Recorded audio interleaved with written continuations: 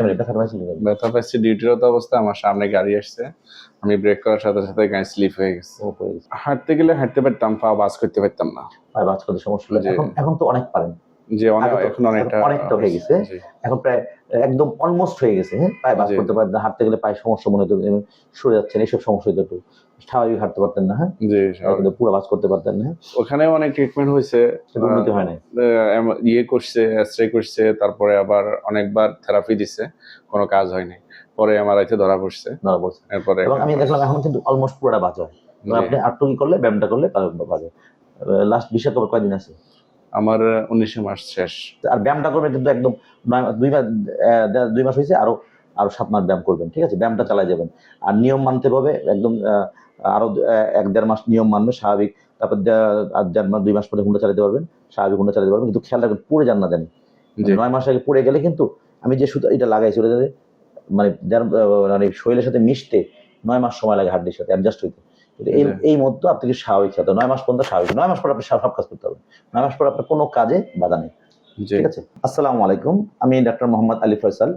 আমি বাংলাদেশ মেডিকেল ইউনিভার্সিটির orthopaedic surgery বিভাগের আর্থ্রোস্কোপি ও জয়েন্ট রিপ্লেসমেন্ট ইউনিটে সহযোগী অধ্যাপক হিসেবে কর্মরত আছি। আজ আমি আপনাদের সামনে আমার এক রোগী, ওনার নাম ইয়াসিন, বয়স 39 বছর, বাড়ি কুমিল্লা লাকসাম। উনি একজন দুবাই প্রবাসী, দুবাইতে থাকে। তো দুবাইতে বসে উনি গাড়ি চালাতে যে বাম হাঁটুতে ব্যথা পায়, এবং তারপর থেকে উনি বাম হাঁটু দিয়ে হাঁটতে গেলে ওনার সমস্যা হতো, পাশাপাশি ওনার হাঁটুটা পুরো ভাঁজ হতো না। তো এই সমস্যা নিয়ে উনি দুবাইতে অনেক ডাক্তার দেখেছে, তার সমস্যার সমাধান হয় না। তারপর ওখানে উনি ডাক্তারের মাধ্যমে এমআরআই করেছে। এমআরআইয়ের মাধ্যমে ওখানে ডাক্তাররা বলছে যে ওনার বাম হাঁটুর রগ ছিঁড়ে গেছে, অর্থাৎ এন্টেরিয়র ক্রুশিয়াল লিগামেন্ট টিয়ার হয়েছে। তো এই সমস্যা নিয়ে উনি ওখানে ওনার ডাক্তাররা ওনাকে অপারেশনের কথা বলে, কিন্তু উনি ওখানে অপারেশন করে না। দুবাইয়ের ডাক্তাররা বা উনি যে দুবাইয়ের কোম্পানিতে চাকরি করে, ওনাকে তারা অপশন দিয়েছিল যে উনি ইচ্ছে করলে দুবাইতে অপারেশন করতে পারে অথবা বাংলাদেশে অপারেশন করতে পারে। তো ইয়াসিন সাহেব বাংলাদেশের ডাক্তারদের উপর আস্থা রেখে বাংলাদেশে চলে আসে, এবং এরপরে বাংলাদেশে আসার পর উনি আমাকে ধানমন্ডি পপুলারে আমাকে দেখায়। আমি দেখিয়ে ওনার বাম পা এক্সামিনেশন করে এবং ওনার এমআরআই দেখে আমিও শিওর হই ওনার বাম পায়ের এন্টেরিয়র ক্রুশিয়াল লিগামেন্ট অর্থাৎ এসিএল টিয়ার হয়েছে। তো আমিও ওনাকে অপারেশনের পরামর্শ দিই। অপারেশনের পরামর্শ দিলে উনি অপারেশনের জন্য রাজি হয়। 1 মাস 20 দিন আগে আমি ওনাকে যেদিন ভর্তি হতে বলি সেদিন উনি হসপিটালে ভর্তি হয়, এবং ওদিন দুপুরে ওনার অপারেশন করি। পরে আমি ওনাকে অপারেশন করার পরে ওনাকে ছেড়ে দিই। আজকে 1 মাস, ওনার অপারেশনে 1 মাস 20 দিন হয়ে গেছে। মাশাআল্লাহ উনি এই 1 মাস 20 দিনে এবং ওনাকে আমি যে নিয়মকানুন শিখিয়ে দিয়েছি সব নিয়মকানুন মেনে চলেছে। যার পরিপ্রেক্ষিতে আজকে 1 মাস 20 দিনের পরে এন্টেরিয়র ক্রুশিয়াল লিগামেন্ট অপারেশনের পরে একটা রোগী যতটুকু ভালো হওয়া দরকার ইনশাআল্লাহ উনি ততটুকু ভালো হয়েছে।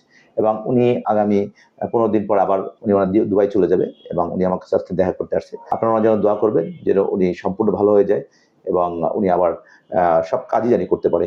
এবং যেহেতু উনি একজন দুবাই প্রবাসী, অর্থাৎ প্রবাসী, উনি আমাদের জন্য বৈদেশিক মুদ্রা অর্জন করে আমাদের দেশের জন্য ওনার বিশাল অবদান। অর্থাৎ উনি আমাদের জন্য রেমিটেন্স পাঠায়। এই জন্য আপনারা ওনার জন্য দোয়া করবেন। আপনারা এখন ইয়াসিন সাহেবের কাছে শুনেন ইয়াসিন সাহেবের কি সমস্যা হয়েছিল এবং এখন বর্তমানে উনি কেমন আছে। ইয়াসিন সাহেব একটু সবার জানতে বলুন। আসসালামু আলাইকুম, আমি দুবাই প্রবাসী। আমার আজ থেকে 4-5 মাস আগে অ্যাক্সিডেন্ট হয়, গাড়ি অ্যাক্সিডেন্ট। তখন পায়ের লিগামেন্ট ছিঁড়ে যায়। তখন ওখানে অনেক ডাক্তার আমাকে ইন্স্যুরেন্স থেকে দেখানো হয়েছে। তো ডাক্তাররা সবাই একমত হয়েছে যে লিগামেন্ট ছিঁড়ে গেছে। তারপর আমাকে অপশন দেয় দুবাই করলে করতে পারে, বাংলাদেশে চলে যেতে পারে। তো আমি বাংলাদেশের ডাক্তারদের প্রতি আমার আস্থা আছে, সেই হিসাবে আমি বাংলাদেশে আসি। আমি স্যারের চিকিৎসা নিই।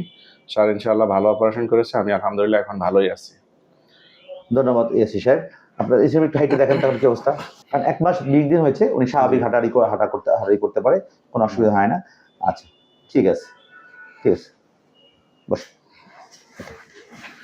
ধন্যবাদ সবাইকে এতক্ষণ আমার সাথে থাকার জন্য।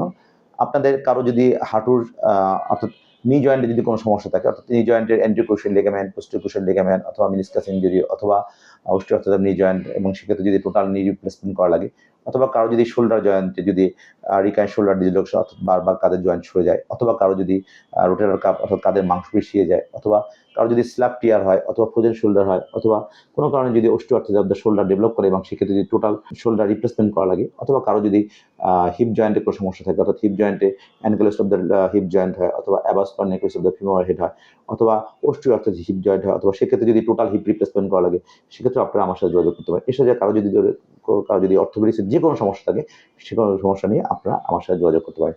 আমি ধানমন্ডি পপুলার ভবন ৬ ৪০২ নম্বর রুমে বিকাল ৫টা থেকে রাত্র ৮টা পর্যন্ত বসি।